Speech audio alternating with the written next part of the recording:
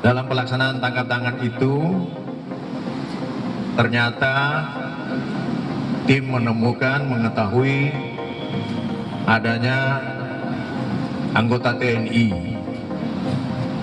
dan kami paham bahwa tim penyelidik kami mungkin ada kehilafan, ada kelupaan bahwasanya manakala ada melibatkan TNI harus diserahkan kepada TNI, bukan kita yang tangani, bukan KPK, karena lembaga peradilan sebagaimana diatur dalam Undang-Undang Nomor 10 Pasal 10 Undang-Undang Nomor 14 tahun 1970 tentang pokok-pokok peradilan itu diatur ada 4 lembaga peradilan: peradilan umum, peradilan militer, peradilan tata usaha negara, dan peradilan agama.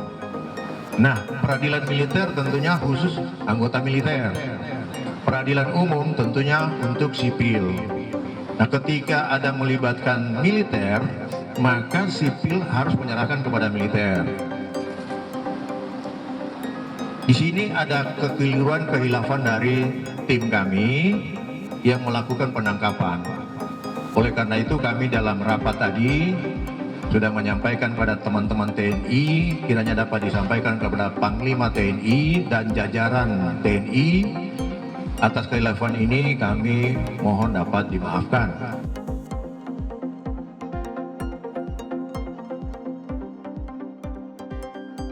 Ketua Setara Institut Hendardi menyayangkan Komisi Pemberantasan Korupsi atau KPK seakan tunduk dengan intimidasi TNI. Hal ini menyusul dengan permintaan maaf KPK atas penetapan tersangka Kepala Basarnas Masdia TNI Hendri Alfiandi atas kasus korupsi di Basarnas. Dikutip dari tribunnews.com pada Minggu 30 Juli, Hendardi mengatakan pernyataan TNI terkait dengan prosedur penetapan tersangka korupsi dari anggota TNI hanyalah argumen usang. Menurut Hendardi, hal itu semata-mata hanya untuk melindungi oknum TNI yang bermasalah dengan hukum. Sebab apabila TNI tidak sepakat dengan KPK, seharusnya menempuh jalur peradilan ketimbang mengambil alih kasus tersebut.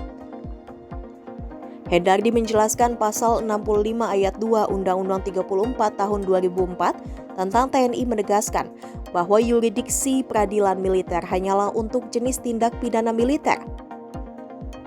Sedangkan untuk tindak pidana umum, maka anggota TNI juga tunduk pada peradilan umum. Demikian juga pasal 42 Undang-Undang 30 tahun 2002 tentang KPK menegaskan kewenangan KPK melingkupi setiap orang yang diduga melakukan tindak pidana korupsi, baik ia tunduk pada peradilan umum maupun pada peradilan militer. Jadi tidak ada tafsir lain kecuali bahwa KPK seharusnya tidak menganulir penetapan tersangka tersebut.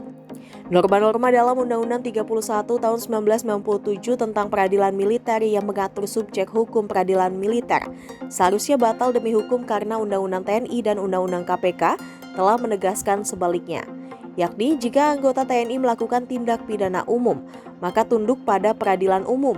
Menurut Hendardi, polemik ini muncul lantaran Presiden dan DPR RI selalu gagal dalam mereformasi Undang-Undang militer.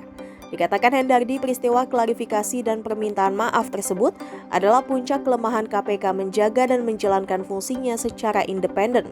Menurutnya, KPK justru memilih tunduk pada intimidasi TNI yang sebenarnya bertentangan dengan prinsip kesamaan di muka hukum, sebagaimana amanat konstitusi. Hendardi juga menilai peristiwa ini menunjukkan supremasi TNI masih teramat kokoh, karena meskipun tertangkap tangan melakukan tindak pidana korupsi, Korps TNI pasti akan membela dan KPK melepaskannya.